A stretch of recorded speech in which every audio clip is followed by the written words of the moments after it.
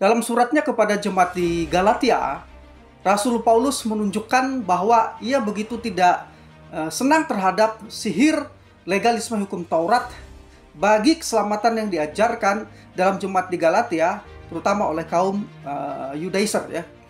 Nah, legalisme dalam kekristenan ini adalah ajaran atau praktek ya yang ingin membawa kembali adat istiadat Yahudi atau tradisi rabbinik Yudaisme tertentu kepada orang-orang Kristen.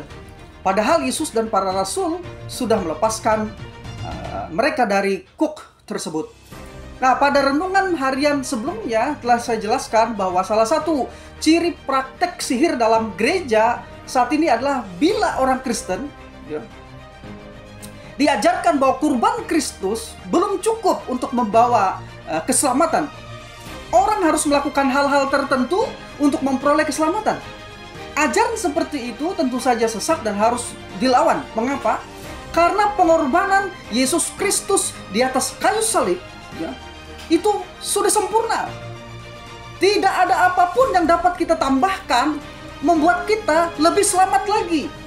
Pengorbanan Kristus itu cukup, pengorbanan Kristus sempurna. Pengorbanan Kristus itu saja yang menjadi dasar bagi keselamatan kita. Memang setelah kita diselamatkan, kita perlu melakukan banyak hal yang kita kenali sebagai pengudusan yang progresif untuk pendewasaan rohani kita. Tetapi semua itu bukan di dalam rangka untuk menambahkan sesuatu pada keselamatan sebagai syarat keselamatan. Keselamatan yang kita terima hari ini ya, karena anugerah oleh iman dalam Yesus Kristus, dan itu juga yang diajarkan oleh para rasul dan gereja mula-mula di dalam Alkitab kita. Nah, ciri lainnya dari praktik sihir dalam gereja saat ini adalah apabila orang Kristen dibuat sedemikian hingga menjadi tergantung pada seseorang atau pada figur tertentu. Rasul Paulus dalam Galatia pasal 4 ayat 17 mengatakan, mereka dengan giat berusaha untuk menarik kamu, tetapi tidak dengan tulus. Tidak dengan tulus hati, karena mereka mau mengucilkan kamu supaya kamu dengan giat mengikuti mereka.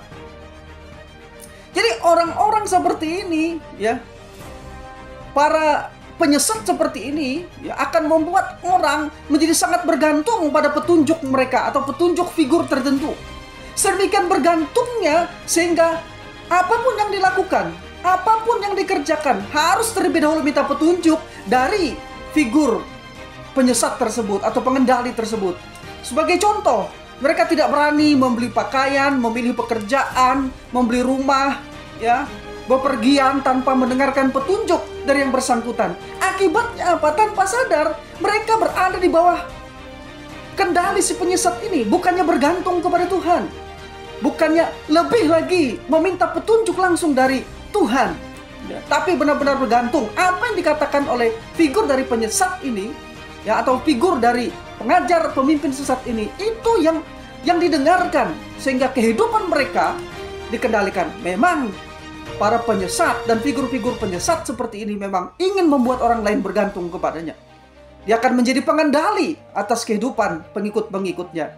Jadi si pengendali ini akan mengucilkan dalam tanda petik mereka, artinya menjadikan mereka sebagai kelompok tersendiri, eksklusif dalam gereja. Mereka merasa lebih rohani dari anggota jemaat yang lain, serta bersifat tertutup, seperti yang saya katakan tadi, eksklusif pada orang lain di luar kelompoknya.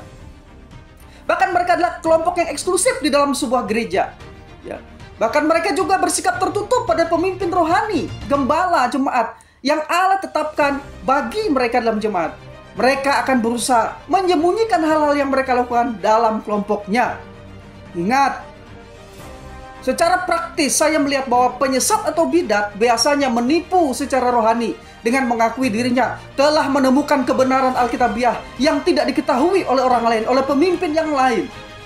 Hal ini mengarah pada klaim bahwa hanya ia saja yang dapat menafsirkan kitab suci dengan benar, dan bahwa kepercayaan Kristen historikal yang tampaknya berbeda dengan pandangannya adalah salah. Dan terkadang penyesat ini juga, figur atau pemimpin penyesat ini, menambahkan klaim bahwa yang ia ajarkan tidak mungkin salah karena guru besarnya, profesornya adalah Roh Kudus sendiri yang mengajarkan secara langsung. Namun saya ingin memberitahu, ya, Roh Kudus yang mengajar dia harusnya ada Roh Kudus yang juga mengajar orang lain. Jadi melalui orang lain sebenarnya dia harus belajar untuk mendengarkan.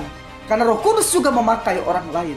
Jadi klaim semua pandangan yang berlawanan dengan pandangan penyesat ini bukan dari Roh Kudus. Dan karena itu salah, merupakan salah satu cara praktis untuk mengenali bidat. Jadi kalau saudara ketemu dan samping, saya menemukan kebenaran ini yang tidak ada di dalam sejarah, yang diajarkan dalam sejarah itu salah. Itu ingat, hati-hati, itu tanda dari penyesat.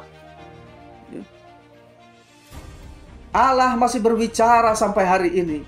Namun semua yang dia sampaikan tidak akan bertentangan dengan isi Alkitab. Itu sebabnya salah satu tanda nubuat yang benar adalah nubuat itu akan membuat seseorang lebih lagi bergantung kepada Tuhan, bergantung kepada Tuhan Yesus Kristus, bukan kepada manusia, bukan kepada figur seorang pemimpin. Hati-hati dengan penyesatan di dalam gereja hari ini yang diajarkan oleh beberapa orang, bahkan di dalam gereja, yang mengajarkan, membuat kita melalui pengajaran-pengajaran menjadi lebih bergantung kepada dia ketimbang bergantung kepada Tuhan sebagai kepala gereja kita. Hati-hati dengan penyesatan di dalam gereja, sihir